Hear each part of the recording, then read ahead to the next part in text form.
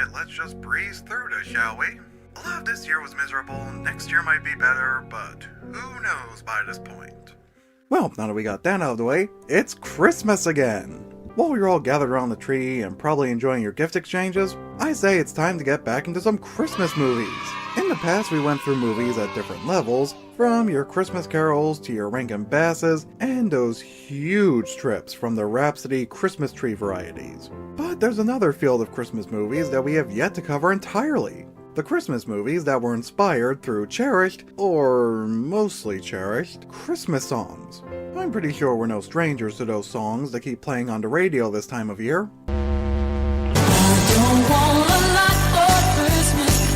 Well, at one point or another, some film producers heard one of these songs, and an unusual spark blasted through their head. And this gave them the idea and the drive to make a fleshed out story in dedication to said song. This is a premise that's been going on for decades, even outside of the Rankin Bass products. And of course, they all led to different types of feedback. Some of these movies ranged from fairly decent to a bit of meh, and then there were those that left quite a handful of bad memories and regret on one's legacy. So this Christmas, we're going to be taking a bit of a sleigh ride through some song-based Christmas movies that I happened to find. We're going to be comparing all these movies to see what works and what falls flat. We're going to see how much they're devoted to their original song, and see how they hold up as a movie in general. Starting with the first bunch, which I mostly picked first just to get it over with, the era of Alvin and the Chipmunks.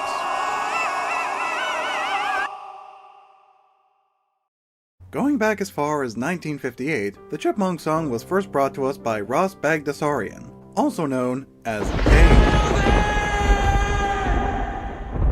I think you're starting to see the connection here. And even decades after Ross's passing, his song would end up getting shared around to different producers for their own shot at giving it an adaptation, with probably the most well-known example being the live-action movies, after the release of the first one back in 2007. Yes, many of us have seen or maybe just heard of at least one, if not all of these movies at some point in our lives, and I'm sure there are a handful of us that have a bit of a sour taste remembering them. With those uncanny animations and designs, the questionable acting decisions, the out-of-nowhere story elements, leading to gaping inconsistencies, the unnecessary obnoxious humor, and those heavily dated and forced pop culture references. Oh god, it all still hurts after rewatch. I forgot how constant the issues were, and this is definitely just a me thing, but I kinda knew I was gonna grow up not liking these movies, since I was never even a fan of the song itself. But despite my sour taste for them, I'd have to say there were a few silver linings to come from these. If nothing else, I'd have to give some credit to the first movie. At least it had more going for it than the sequels, and of course that value would end up noticeably declining with each passing movie. But still, I'd say the first movie stands out slightly better than the others. It's really the only movie in the series where I felt like the people behind it had some heart for the song and really wanted to give it its own origin story. Like they had a vision of their own, and they were determined to follow through with it without harming any of their other productions at the time. Or in a noticeable way at least. And that's something I have respect for. Even though I'm not a fan of the final product, I can still appreciate that they put in some effort to flesh out a song that they most likely enjoyed. Taking pieces of the song and finding ways to make them fit into the story? That's something I always found to be a clever premise, as you're essentially taking two potentially different forms of narrative and finding ways to make them fit together. However, the later movies would prove to be not as passionate nor clever, and they'd end up becoming very forgettable in some ways. Like the biggest thing we got from the Squeakquel was that it introduced the Chipettes to the story, and that was pretty much it. Like, that was the only thing we seem to have gotten for the story from that movie. And again, there were some of the questionable choices for casting that didn't help these movies either. Look at Dave, for example. He's supposed to be one of the main characters, one of those guys you're supposed to root for. But it can be hard to feel determination for a character when the performance itself doesn't show that much determination on its own. And normally, I wouldn't say Jason Lee's that bad of an actor. But it's clear he wasn't entirely invested in this role. A lot of his line deliveries show that. And the same can be said for a few of these other characters too. But there are still a few upsides to the cast too, with probably the biggest example being Ian, played by David Cross. And I'm sure a lot of us fondly remember the wonderful charm we got to see from him in these movies. He was written a lot better than pretty much everyone else. And the way he delivered his lines could easily make a lot of people smile. He was one of the biggest, if not the biggest force that helped keep these movies going. Unfortunately, Fox 2000 Pictures didn't know when to let this premise go, and thought that the sequels would have still been a great idea. And look where that got them. Yeah, it led to quite a few problems down the road. And then there's Chipwrecked, which led to David quitting from the cast altogether, as well as him calling it the most unpleasant experience of his career. Which on its own sounds pretty concerning since, based on other movies I've seen him in, he can be pretty open-minded with his roles, and he knows how to make the characters work most of the time. Ian was definitely no exception, to the point where he was basically one of the biggest saving graces in these movies. So the fact alone that the third movie was the one that made him quit should be enough to tell you that they did something wrong. And that heavily shows in Road Trip, as the main obstacle they have to encounter now is...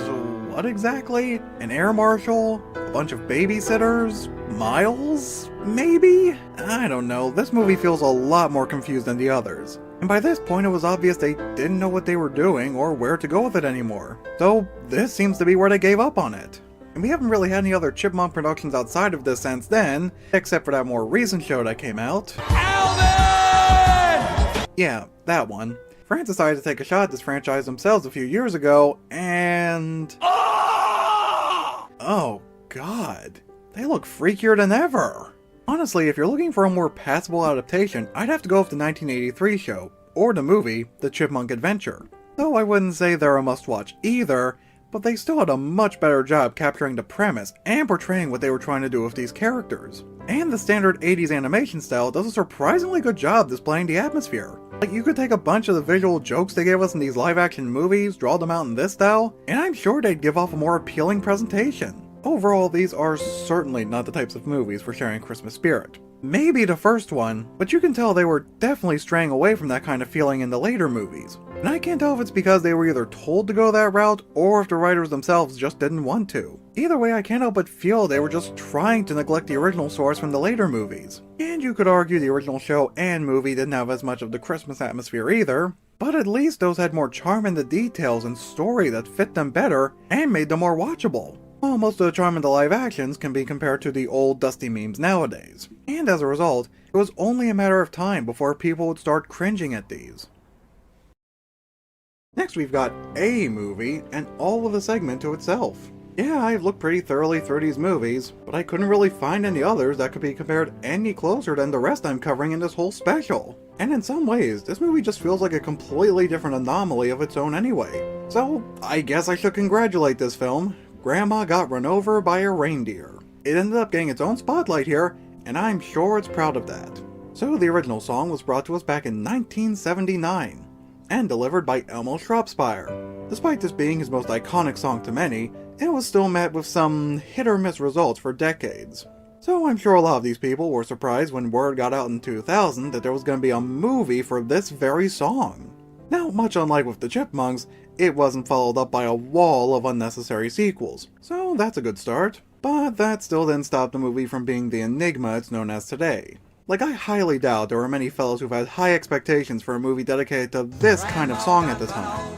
But on the other hand, after just going through this movie myself, there were a few details sprinkled in that showed some commitment to the original source, like adding Shropshire himself to the cast, and they add some lyrics from the song and some bits of the story. And that on its own can be a pretty nice touch, although the placement can feel a little awkward in some ways, like in one scene where the characters are reciting some of the lines right after they were sung. Whereas if there was more of a difference between the spoken and sung lines, like maybe a minute or so at least between, then they probably wouldn't feel so pointless. And speaking of, even though this whole story was based on a song itself, there were quite a handful of new songs thrown into the story, which again, wouldn't be bad on its own, as some of you may know by now that I am a sucker for musicals. So normally I'd argue that this kind of structure would be a nice treat if handled well, but in the end we got songs that were shoved in to the point where they just felt desperate at times. Well, okay, they're not all bad, there are a few I'll admit I found slightly catchy, but they still weren't worth the kind of transitions they were given. And because of that, they mostly just came off very forgettable. All except for one little gem. Grandpa's gonna sue the pants off a sign that he knows the law is on his side. Not gonna lie, that actually got a laugh out of me. And I still find that scene kinda amusing in recent years. The delivery for the singing was goofy, but not to an obnoxious scale at least. The energy helped make it a bit more of a bop too. The concept itself of suing the pants off of Santa can be pretty ridiculous, and yet it could still work as comedy to stand on its own. Cause, it's Santa, it's something you wouldn't easily expect. And yet, it's certainly not as bland or unpleasant as some of the other details we got from the other songs. And yeah, while this was as abrupt as a lot of the other songs we got here, what came out of this one, plus what was in the song itself, made it surprisingly funny. And in some ways, probably funnier than what I assumed they were trying to go for. So, I'd have to say that's a slight win for them. And what about the story itself? Does it come off any better? Well, that's a little harder to say for certain. There's a lot of dialogue in this movie that comes off feeling rushed and at some points just as awkward. And this becomes a problem for practically the whole movie. So needless to say, it can be harder to breeze through. The resolution alone is a big example. Like, dang. Grandma must be some kind of witch to have made that fruitcake so fast. Well, either that, or maybe they were just arsing around with the trial. Well, that wouldn't be a first for the legal system. Am I right, fellas? While there may be a lot more of a feel for the Xmas Atmos in this movie when compared to the Chipmunks, it's still a rather flawed and confusing movie in general. Even when I was the target age demographic for this movie, I had no clue what was going on. And even years later, I understand if it can be hard for some to follow in regards to some of these details. I'd still say it's more tolerable than those Chipmunk movies, especially since there's only one to go through here, but I wouldn't say it's a must-watch either. Thankfully, there's still quite a handful of other movies that left more of an appealing story and a festive feel that we're coming up on. Now, these next few movies are going to lead to a slight change of pace. The last couple movies had stories that were inspired by some kind of Christmas song, for the most part at least. These movies, however, kind of strayed away from the song itself and got their inspiration solely from a song's title, which can lead to a good direction in some ways, as it can help give off more creative freedom. But at the same time, it can also be a little concerning, as this extra step can lead to some of the writers getting completely lost and coming up with some overly absurd ideas, and in some situations, not in a good way. But at the same time, there were some movies here that show that's not always going to be a bad thing either. But before getting to those, let's get some of the weaker films out of the way. I'm sure a lot of us are familiar with the song I'll Be Home for Christmas. It's a song about a soldier who's separated from his family to battle in World War II and is expected to be returning to see them again by Christmas. And he hopes to have a happy holidays with them when he gets back. Obviously, this song was going to mean a lot to many people in this world, as I've known some people who were even touched by the title itself. And apparently there were some film producers who were as well, as they were inspired to make movies based off it. And there were some older movies with that same kind of thought structure that had similar inspiration. And most of them turned out very emotional and nice, but unfortunately, it seems the movie everyone remembers by that same title is the 1998 movie. There was so much about this movie that was handled horribly, with the awkward plot setup, the unlikable characters, and the surprisingly forgettable jokes. It's one thing if they didn't want to go by the original song itself. What we got instead was actually kind of painful to watch. But if you're looking for a different movie that might be a bit more of a decent surprise, one I might recommend is Deck the Halls, but it's still not something I would strongly recommend. While I am very familiar with the lead actors in this movie, being Matthew Broderick and Danny DeVito, I honestly never expected to see them in the same movie. But now here they are together with that very chance, and, well, it was alright for the most part. Their performances on their own are about as decent as I was expecting, and they do seem to work well together in some scenes, but it still didn't save a lot of the other stuff this movie had to offer. For whatever reason, this movie decided to take the same route as The Cable Guy. Just like in that movie, Matthew Broderick's character meets someone for the first time and his life starts becoming miserable from then on. Which in that movie it kinda worked better because, Jim Carrey's characters are always known for being maniacal, so it was kind of to be expected. Meanwhile, you've got Buddy, DeVito's character, who does some pretty scummy things for most of the movie, and just about everything still turns out well for him regardless. Sure, he makes some attempt to redeem himself in the end, but I still wouldn't say it makes up for everything he was doing from the start.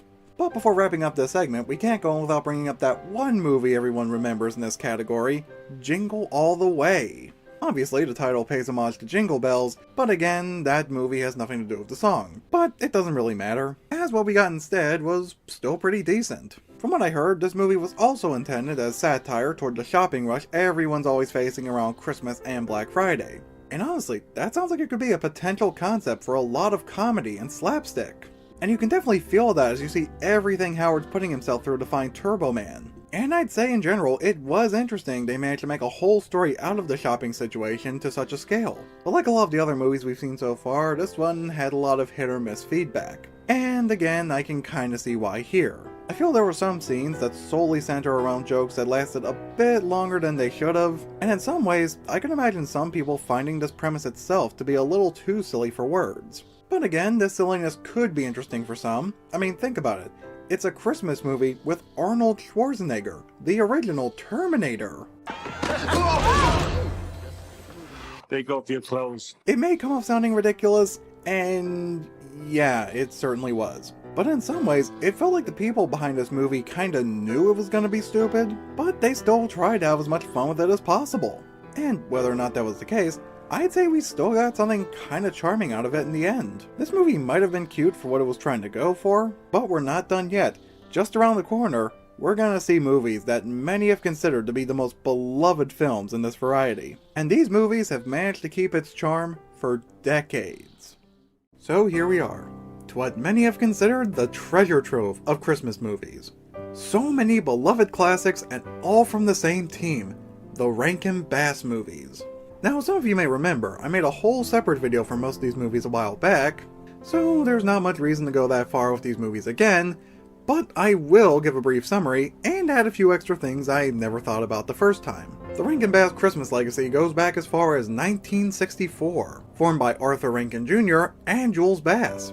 Together, they would create their own line of Christmas movies originating from traditional songs, starting with Rudolph the Red-Nosed Reindeer. The song was brought to the world back in 1949 through Johnny Marks, to which he was inspired by a book based on the same character created in 1939 by Robert L. May.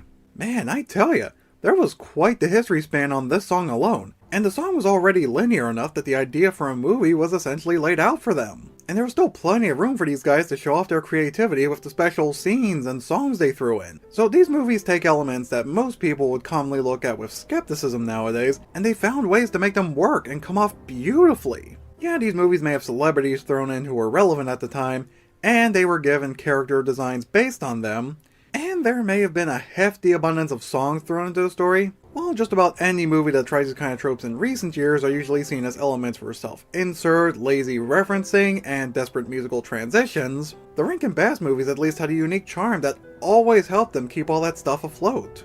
It's very rare to feel that same kind of fascination you'd get from the Rankin Bass movies, whereas if you were to see that kind of stuff in a more recent movie, you can already feel a bit of a difference. There was a lot of success for the studio, to the point where the Rankin Bass name became an iconic name around the holidays. And that success would drive them to make a handful of other Christmas movies, like Santa Claus is Coming to Town, Frosty the Snowman, The Little Drummer Boy, the list goes on. From within these movies were nicely chosen members for the cast, especially the narrators. By now I'm sure we're all familiar with the narrators who were in these movies, like Fred Astaire, Jimmy Durante, Greer Garson, and even Burl Ives. Whether you know them from their narration roles and or their versions of the songs from these movies, they still got some level of recognition from these performances. These movies gave us uniquely designed characters who still stand ever so iconic to this day. And some of the details were nicely done too. From the memorable songs, the funny moments, the lovable actors across the cast, I especially find Mickey Rooney's performance for Santa to be very endearing. And in general, we got some enjoyable stories from what were originally just standard Christmas songs. And in the end, these still stand triumphant among the other movies from this variety. I could go more into these movies, but not much else has changed since the last time I talked about them. The Year Without a Santa Claus still stands as my favorite of the bunch, and most of the spots I gave the other movies I still kinda stick by, well, except for maybe The Little Drummer Boy. Looking back on it, I feel I was a little harsh on that one, especially after saying Jack Frost was better. I mean, I still like Jack Frost, but I feel The Little Drummer Boy deserves more credit than I gave it. To me, that film had a more memorable soundtrack, more charm to some of these characters, a nice tie-in to the traditional Christmas story itself, and it still manages to give us a nice and really touching story on its own. In general, there was so much heart and dedication that was put into a lot of these movies, which as a result made their rewatchable value strong enough that a lot of people look forward to watching at least one of these movies this time of year, even after all the decades that have gone by. And I'm sure that charm will still hold up strong for many more Christmases to come.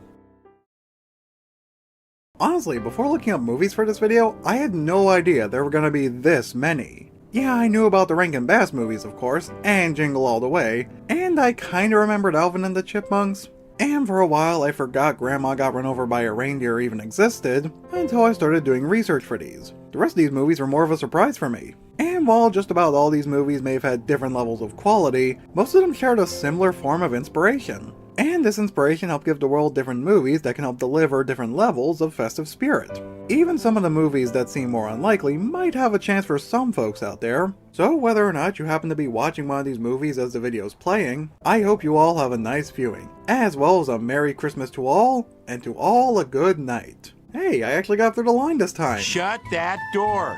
Oh, come on.